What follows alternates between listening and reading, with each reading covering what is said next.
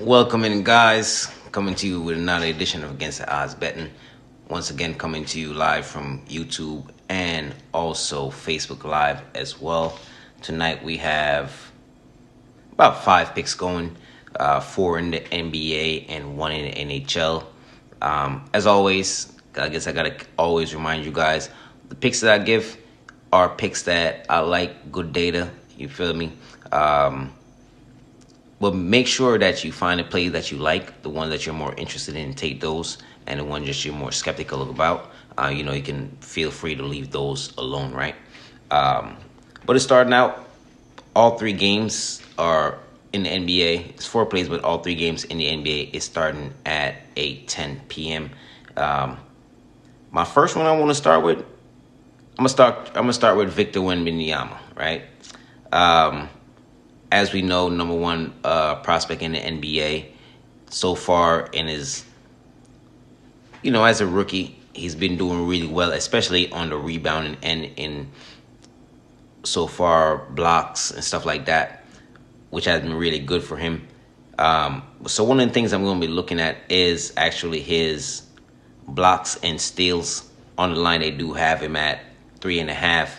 Now, he's a guy that he's averaging about 2 to 3 blocks a game, right? So when I see him on the line, they have him at 3.5 blocks and steals. I think that's absolutely steals, because for him to get, he's too long. He's absolutely too long to go out there and not get a stealer or not get some blocks throughout the course of the game. I'm pretty sure it's going to be some smaller players trying to get to the rim, or it might be even some shots that, they try to float up, whatever the case may be. So he definitely will have his opportunity playing in a competitive spot that I think that they will be playing tonight. In his last 10 games, he's actually 8 out of 10 in his last 8 games, 5 out of 5 in his last 5. So shout out to Victor. Let's hope that he go for 6 for 6 for us tonight on our first official play. Victor Wembanyama over 3.5 blocks and steals, right? And just a little bit more information on him. The only 3 games that he, only 3 games that he have missed so far is against Washington, Golden State, and Minnesota. Minnesota one I could definitely understand, a little bit tougher defense. Golden State, if Draymond Green is not choking nobody out or punching him in the head or anything like that, trust me, then, they normally play good defense. Washington, sometimes they come up, sometimes they will want to play, sometimes they don't want to play, all right? So as I said, that's our first official play. My next one's sticking in the NBA. I'm going to go with the Bucks. We see the Bucks taking on Orlando Magic. Now, in this one, right? So Orlando, they played last night, and we see that they lost the game. I'm pretty sure a lot of people had them on their ticket in a parlay or something like that. And if that's the case, they absolutely screwed you on that one, right? Nobody expect them to be losing as bad as they did last night. So now, after all that, they have to go travel to go take on a Milwaukee Bucks team that is absolutely rested and waiting for them. Now, this potentially could be a blowout. Because if Giannis go out there and decide that he want to go drop 40 or something like that, and Damian Lillard, I'm pretty sure he'll be in pursuit as well. So on that side, as I said, it is really not a good spot for the Orlando Magic. I don't see them winning this game, so I'll lean towards the spread in terms of 8.5. That's what they have it at. But money line for sure, I'm going with the Milwaukee Bucks to beat the Orlando Magic tonight. As I said, the rest advantage is in Milwaukee. Milwaukee's at home, in which, if you haven't know, Milwaukee is 10-0 when Damian Lillard scored 30 or more points. So if Damian Lillard go out there and have himself a good game as well, it could be very bad for the Orlando Magic, right? And sticking in the NBA now. I know last night I was one of my friends that hit me up and they said what I think about the Jay Morant points over under last night, and because it was his first game back, I wasn't really sure how he's going to play or anything like that. So I kind of stick away from that one and see how he played, right? and see how he played. But based on what he did last night, coming back in his first game, dropping 30 points, 30-something plus points, and actually hitting the game winner, I believe that they actually give Memphis a lot of confidence moving forward. And with him back, I expect the team to play a lot better. Some of the guys, they can do a lot less and benefit a lot more. Somebody like Jaren Jackson or Desmond Bain, right?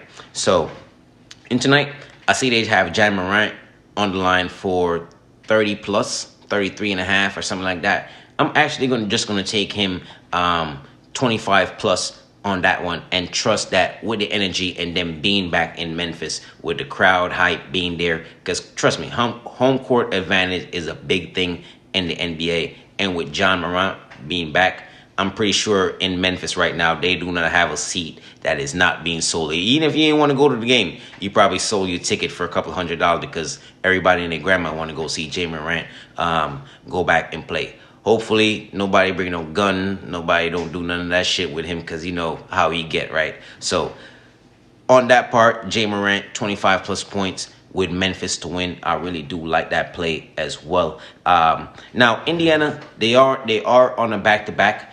The problem that Indiana is going to have tonight is, for one, Memphis is actually the number one. They're ranked number one in terms of paint defense, right? So paint defense is nothing more than when they go down there, you know, inside the free throw line, whatever the case may be, for somebody to get a dunk or somebody to get a layup. Memphis ranked number one in that department. And with Indiana, as everybody know, they like to play fast, right? They have one of the fastest paces in the NBA per possession, right? And we're talking 95 to 100 possession per game, right? So we know they're going to run and gun. Their problem they're going to have with that one, even without Steven Adams being out, Jaren Jackson and Desmond Bain has been doing a really good job on the defensive end. Memphis ranked 4th in fast break defense. So therefore, when you get a fast break, you try to go get a layup or whatever. Memphis ranked 4th in trying to stop those advantages, right? So those are my 4 plays from NBA tonight. I run those back at the end of the video. And my 5th play is going to actually be in the NHL, right? So watching the Ottawa game, Ottawa in the first period, hockey only have 3 periods. So in the first period, they went up 3-0, right? They went up 3-0. And we had them that night. If you have Bet365, it's actually a good app to have because sometimes you may actually get an early payout. So even though Ottawa lost the game, I still won on my ticket in precise, right?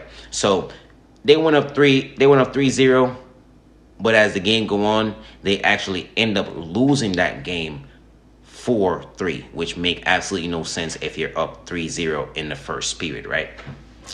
And then we look at who they taking on tonight. We're looking at the Colorado Avalanche, which is my favorite team from the NHL, right? It made me a lot of money last year, and we continue to ride with those boys, all right? They are dependent, right? They're absolutely dependent. If they say they bring us some chicken, we're going to definitely have ourselves some chicken. So looking at Colorado, the last match they played, yes, they was on the road.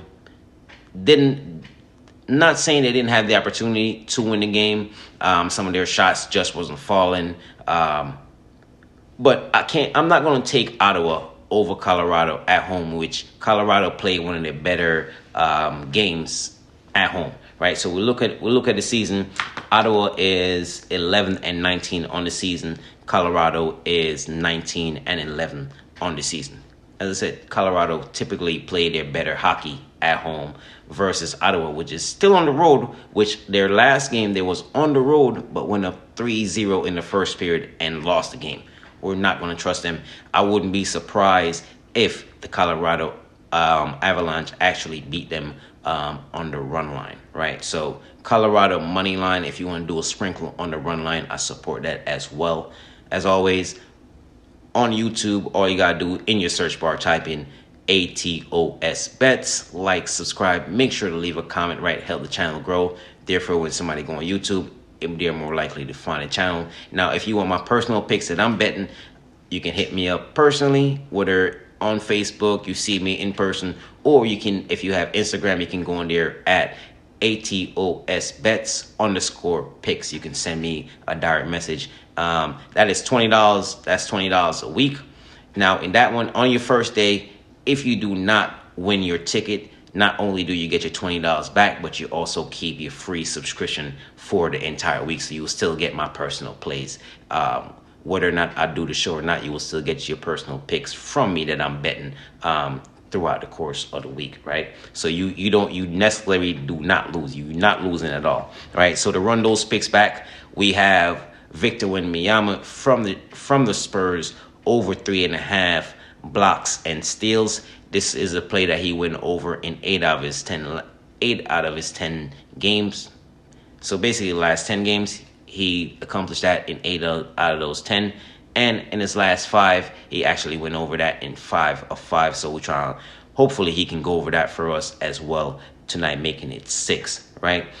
Second play, I do like the Bucks money line. The money line is a -3 something, but I do like them -8.5 as well if you want to go. As I said, Orlando Magic, they lost last night. They got their ass kicked.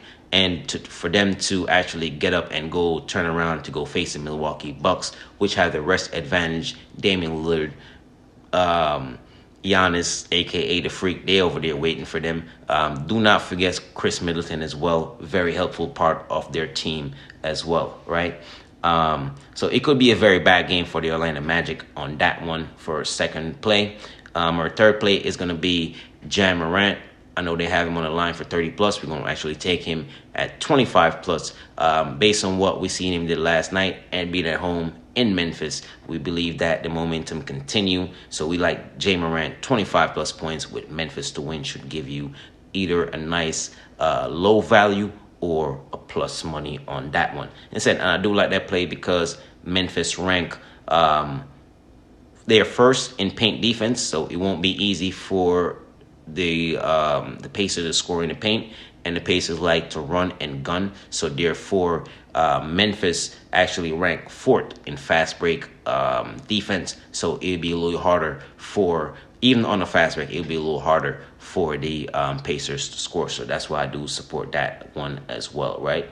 And our last play is going to be in the NHL, which we're going to take Colorado Avalanche to beat the Ottawa Senators. As I said, Ottawa Senators, they was up 3-0 in the first period in their last contest. They failed to win that game. I can't believe that happened, but it did happen.